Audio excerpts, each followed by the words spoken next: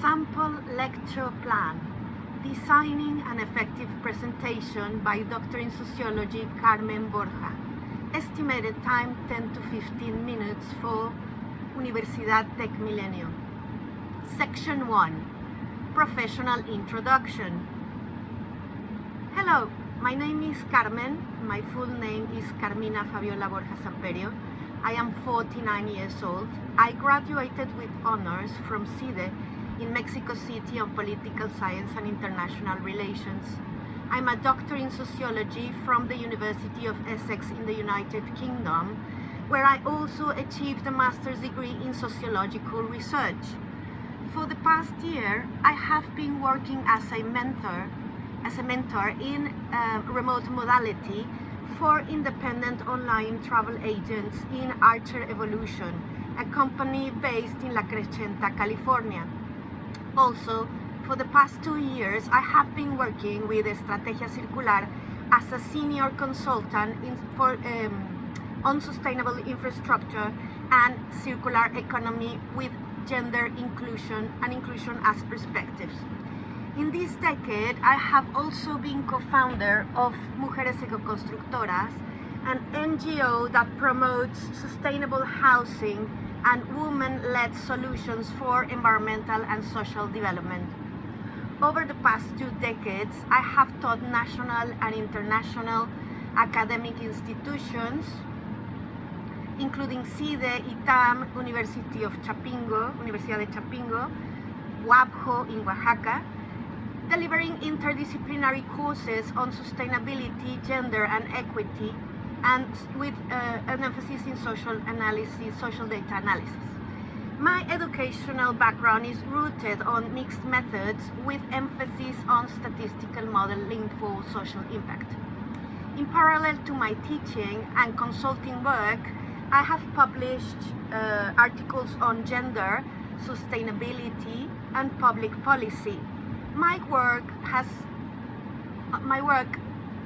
been published on platforms such as Animal Político, Gerencia Ambiental, as well as national and international forums, including International Conference on Sustainable Development, hosted for the last 2 years in Columbia University in New York. I firmly believe that education should empower people to act with clarity and purpose. This is why in this sample lecture I will be guiding you through a synthesis on how to design an effective presentation, exploring the key phases of planning, delivery and persuasion. Up for it? Let's get on with it. Section 2, Designing an Effective Presentation. Lesson outline. We're going to be talking about message planning and preparing, message delivery, and message persuasion. Expected learning outcomes in this lecture is that learners will understand the foundational phases of presentation design, recognize the importance of aligning content with audience and purpose, apply core principles of persuasion and narrative structure, and identify common pitfalls in public speaking and how to avoid them.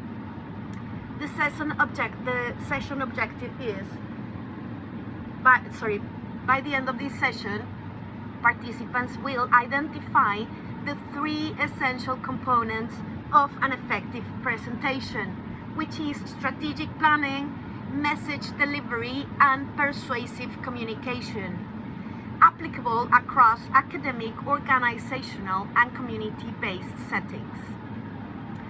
Introduction. Why this topic matters.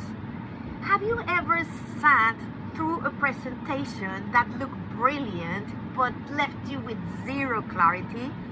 Have you ever given a presentation and felt that people were not connecting with your message at all?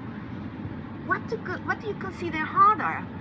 The preparing of the content or delivering it in a way that moves people? In contemporary societies, ideas compete for attention.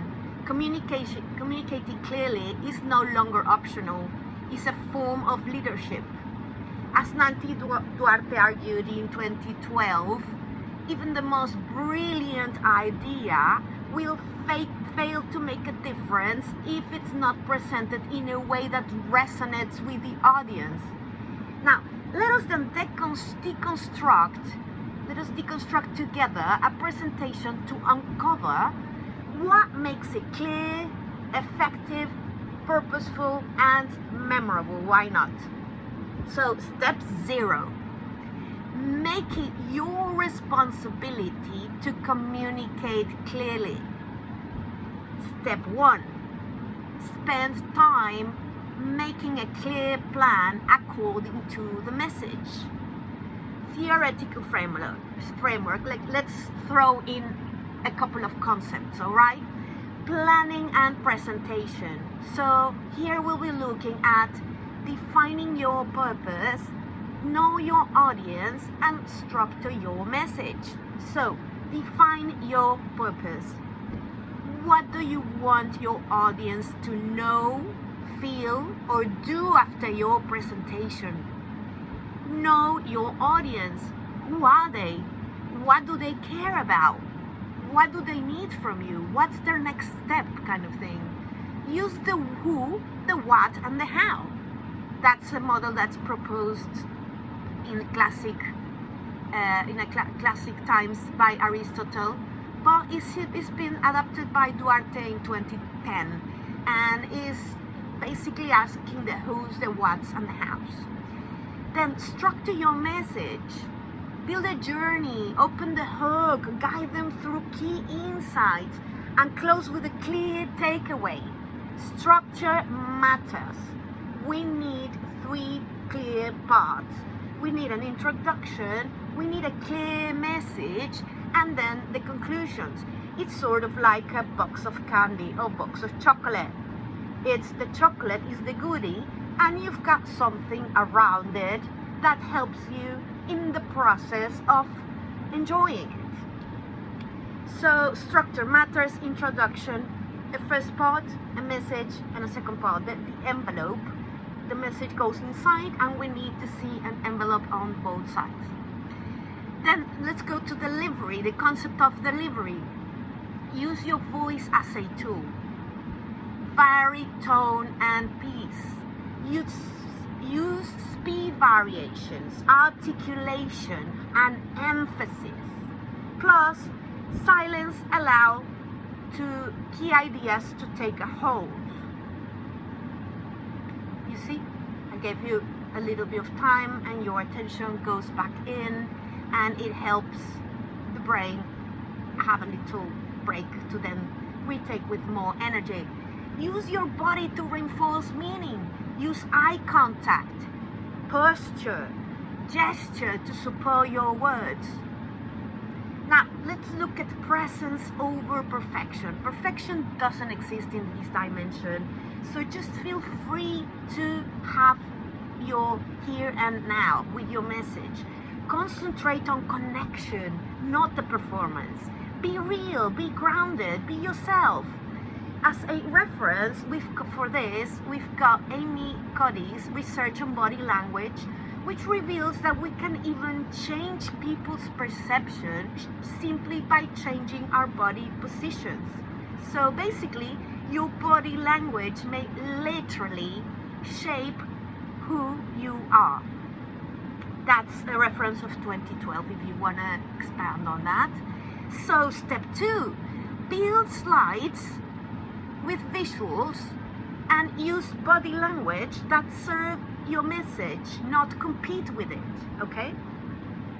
Now, let's look at persuasion. For persuasion, we're going to be thinking of the 3 classical axes, which is ethos. Well, let's start with emotions, just to make it more organic. Pathos, which is our emotions. Logos, which is the logic. And ethos, which is the credibility. So, storytelling. Use storytelling as persuasions. Stories create emphasis and memory. Let's think about gossip. We like the story. We like what's going to happen. We like the emotions. We like the ideas, the conclusions, yeah? While data only informs, stories persuade, yes? How many stories can you think that literally changed the course of your life because it changed you? So a contemporary reference for this is Gar Reynolds from 2007, The Presentation Zen. So if you want to expand on this is a book for more ideas on presentation, design, and delivery. So step 3, tell a clear, credible, logic, and emotional story using your voice and the lack of it, pauses, and body to connect with the audience. Step 4, implement a strong call to action. You're not just making it you want a message to go through. This is your objectives, and you want your audience to feel, do, or perform or implement something. So let them know clearly what you want them to do afterwards, after your message has been sinking in on your audience. So far we've been looking at planning, and the main concepts on planning are purpose, audience, and structure. We've been looking at delivery. For delivery, we've looked at voice, body, and presence. And then we went on to persuasion. Persuasion, we looked at emotions, logic, and credibility. Now, let's go into the practical world. Imagine that you are presenting a proposal for a social innovation grant. Let's think about a community where they've got a water problem, and we will sort it out by collecting water. How would you apply pathos, logos, and ethos? How would you apply emotions? How would you apply logic and credibility on your proposal? In the opening sentences, yes, the first 60 seconds, yes. Write down a mini script applying all 3 rhetorical tools and answer to each one of them to then put it together. Look at tone, how tone, visuals, and the structure itself can enhance credibility and engagement. Self-evaluation. Think of the last presentation you gave or attended. What worked out well? What can you improve now you know these concepts? After reviewing these steps and conclusions on the presentation, I invite you to apply this framework in an upcoming academic or professional setting, and please let me know how it goes. So, conclusions. Nowadays, effective communication means leadership. So make it your responsibility to have a clear message. Have a clear plan on slides, and let your body know, and your hands know, and your posture know what you're doing. Prepare a credible, logical, and emotional story. Implement a strong call to action, strong and clear, I will add call to action in the end. And let us remember a big 60s activist, Maya Angelou, her bottom line is, people may forget your slides, people may forget your data, but they won't forget how you made them feel. So they may even forget you, but they won't forget how you make them feel. Section 3, closing remarks. So teaching is one of the most meaningful ways I have found to connect theory with practice, as well as knowledge to purpose. Throughout my career, I have witnessed education can empower individuals to create real change, not just institutions, but in their own communities and their own daily lives. I am especially drawn to Tech Millennium's commitment to remote options for teachers and students. In contemporary societies, deeply involved with digitalization and the use of AI. I believe that my professional background in consulting, community-based sustainability, and interdisciplinary teaching can help students build bridges between theory and practice. This is action, and prepare them to lead with clarity, ethics, and empathy.